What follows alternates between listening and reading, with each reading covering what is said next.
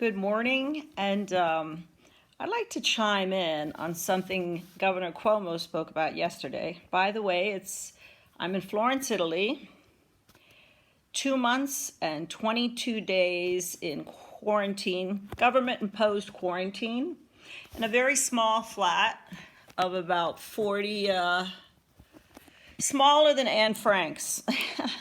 I checked the measurements just for the record. And Anne Frank had 7 folks with her. I'm all alone. So I've been alone for 2 months and 22 days. I loved what Governor Cuomo said yesterday. I try to see him speak as often as possible.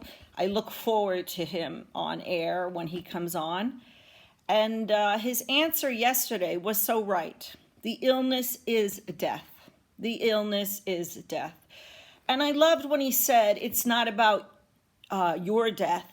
It's about my death. It's about we. We have to get the thinking of the we. He's right. We're talking about other people's loved ones. And I was thinking of coming on a few days ago to talk about death. But no one likes to talk about death. But first, let me say something Cuomo said that I really, really touched with. He said people may, lose money, of course, have financial stress. They may have stress from being housebound. In fact, the young lady mentioned mental illness, and she said maybe they're going to commit suicide. Well, I am suicidal, and I suffer from mental illness. And as I said, I'm on 2 months and 22 days. And if you find ways of staying up, motivating yourself with videos, positive videos, listening to music, I don't think you're going to commit suicide.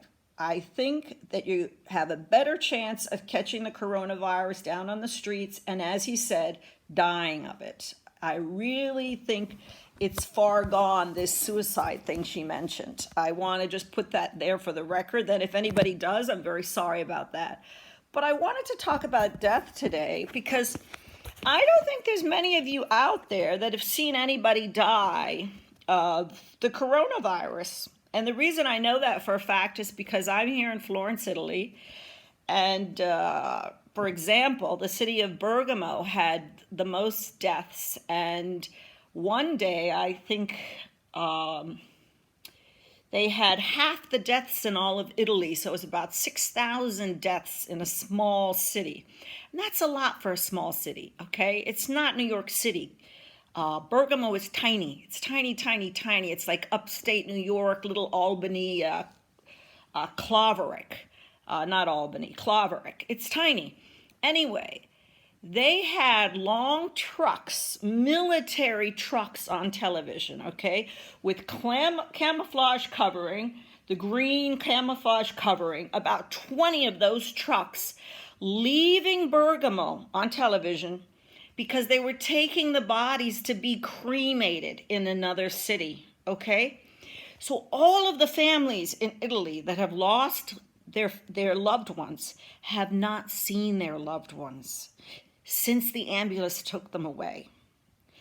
And I think many, many people in America don't have a reality of what it means to watch a loved one die on a respirator. And I just thought I would bring that to your attention. I've always been the black sheep that lived in Europe. So when my parents got very, very sick, I went back to take care of them. Now, my mother and my father were all the way in the Virgin Islands, and my mother had Alzheimer's, and my father was fine. My mother stayed at home for the last 6 years. We put her on home hospice and took care of her and had visiting nurses. She got pneumonia. Now, pneumonia is when your lungs fill up with water and you cough a lot and you get sick. And many, many people die of pneumonia, many, many elderlies. But she, with her Alzheimer's, we'd have to put pills down her throat. Yes, very bad Alzheimer's. Her pneumonia started and got very bad in about 10 days, but it was after 6 years of hospice. My mother was a powerhouse. She had a lot of energy like I do, and she taught yoga right up to when she was about 78. So we thought she was going to die in 6 months, and she stayed 6 years on hospice. She broke the record for hospice in the Virgin Islands. But then she got pneumonia. But it was only 10 days of coughing a lot and me laying in bed with her and singing to her all night long, midnight, not a sound from the pavement. And the beauty of Alzheimer's, she forgets that you sang it. And you sing it again every 3 minutes and, bye, bye, Miss American Pie. And you're lying in bed with your mother all night long for 10 days. And she's very, very ill, moaning toward the end, heavy, heavy moaning.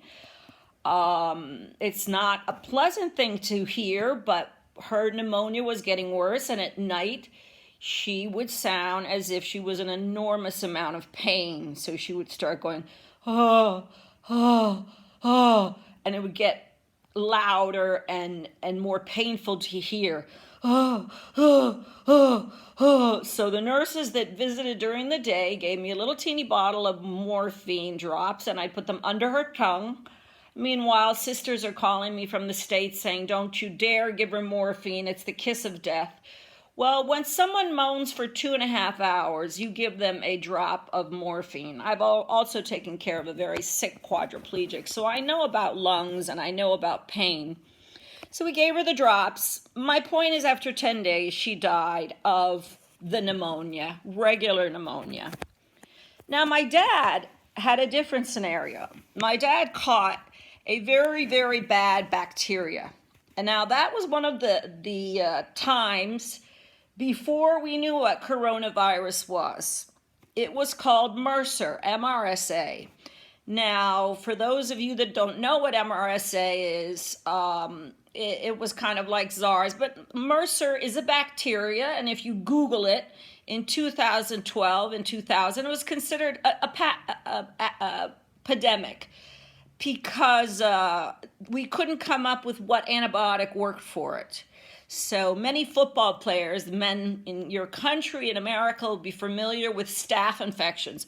When the toe gets bad, they're pulled off the football teams for 6 months, sometimes a year. But staph infection, before we didn't have a good antibiotic, could also get into all of the organs in your body. Well, my father had a bad tooth. He was at the dentist, and they were digging at a tooth a bit, and some fluids got in his lungs. Well, the person that took him there panicked. My father was fine. My father was 80. He was going around with a cane. He was totally fine. And they rushed him to the hospital to get the fluid out from the dentist. So you know how much fluid that must have been. It was just a little bit of mucus, right? And they put in a long straw, transparent straw. It's called a respirator, and not a respirator. It's a pump anyway. It just pulls out. It vacuums out the fluids. It's a little teeny machine that I know how to use, and I've done it quite a bit also with the quadriplegic patient I took care of that had breathing mechanism here. But what happened was the hospital gave my father MRSA. So how did I know that? Well, my sister Ginger and I entered into the hospital, and they made us wear masks, and they made us wear the plastic garb and the plastic coat and the plastic on our feet, plastic little coverings everywhere, and the gloves. And we're going in to see my dad. So we said, does the hospital have an infection on the 3rd or 4th day? The doctor said, no, not this floor. It's the floor above you. And we said, what do they have? And they said, MRSA. And I said, oh, is that contagious? It's highly contagious. MRSA is highly contagious and very, very dangerous. So long story short, it got into his lungs and he got pneumonia. But what I wanted to have you see, and that's why this is a video, is most people that are dying of coronavirus in the United States will have a total stranger take a respirator and put it on their face. And they will be looking up at the ceiling saying everything's going to be all right. And they'll probably start praying and thinking of their mother and their children, and then their mother and father and their children again and their spouses. And that will just be spiraling in their heads as they have this respirator and they look at the ceiling.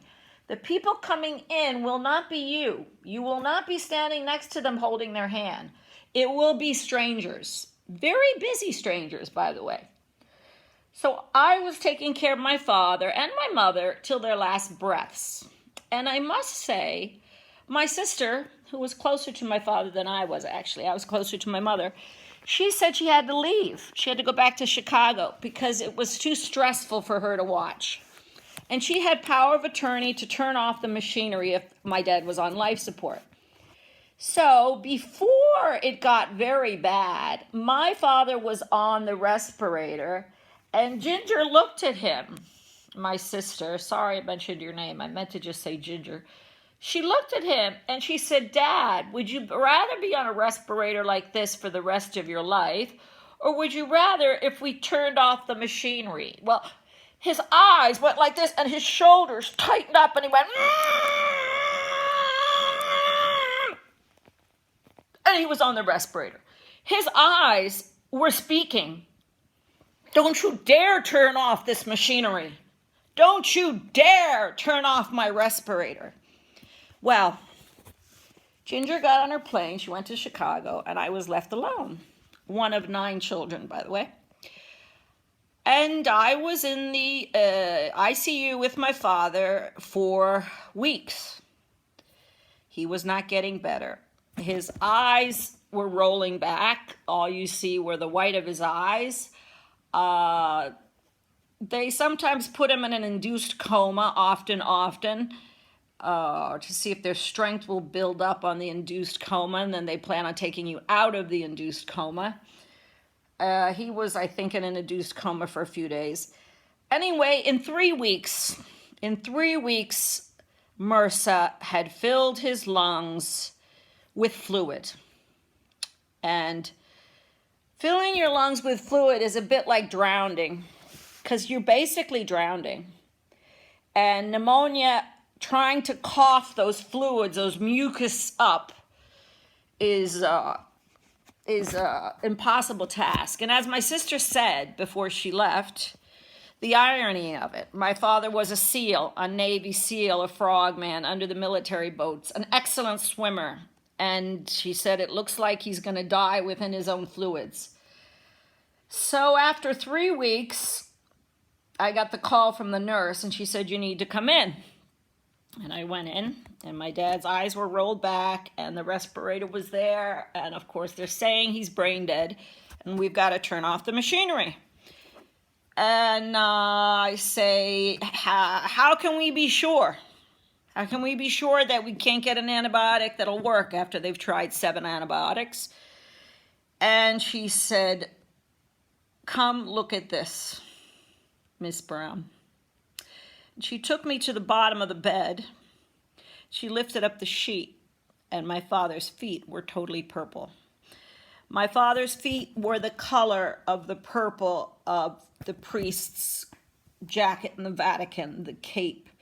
Deep, dark purple, his feet right to his ankles. And that was very hard to accept. And she said, we need to do it. And I said, when are we going to do it? She said, you need to sign the paperwork and we're going to do it. And I said, all right. So I got to assist in that, turning off the machinery for my father with pneumonia. And it was a very, very sad moment that I will always, always remember. And in the beginning of this coronavirus, I have been having nightmares about it because I have been thinking about all the 24,000 people or whatever that's died in Italy, and in Spain more than that, and now in America 40,000 that have basically had a respirator put on them, and it's been done by a total stranger. There's no family member standing next to them. That is a soul that is going with a stranger. And just like the ones in Bergamo, when they had the big green trucks, they were going to get cremated in another town because Bergamo could not cremate all those bodies. It was overloaded. So when I saw those trucks going out of Bergamo, 20 big military camion trucks filled with dead bodies, it's heartbreaking because these are people's families. Anyway, I held my father's hand with my right hand, hand to hand, no glove. With the left, I held the Bible, and I read, of course, "The Lord is my shepherd, I shall not want." And they pulled off the respirator from his face.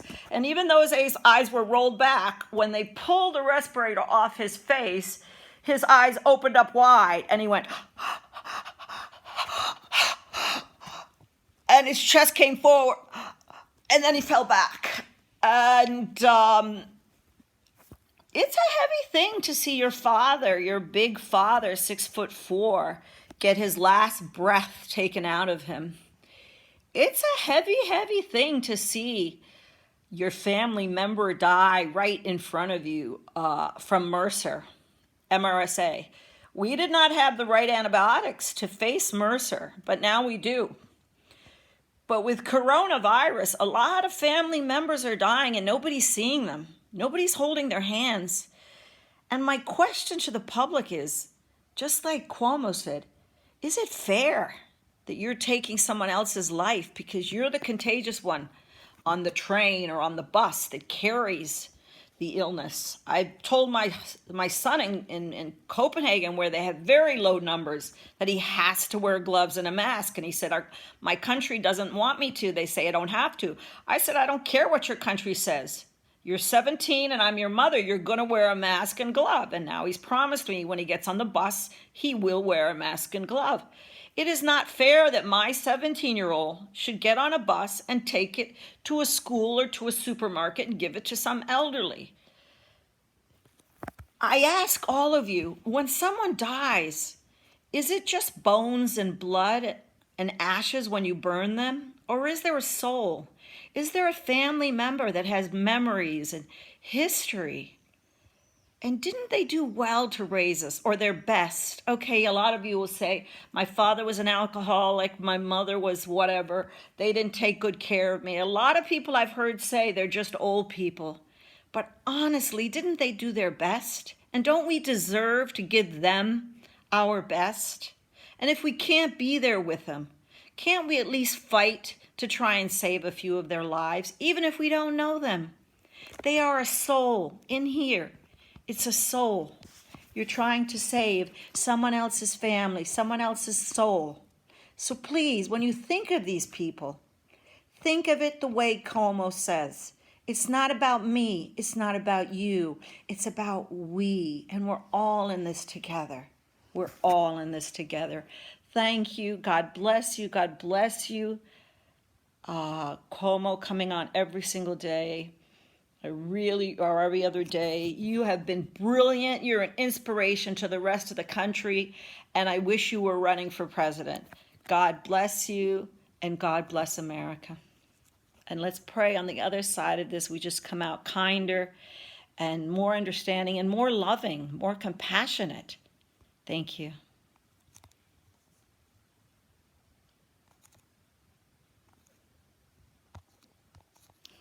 You can tell this is the first time I've done this. I can't even turn it off. Okay.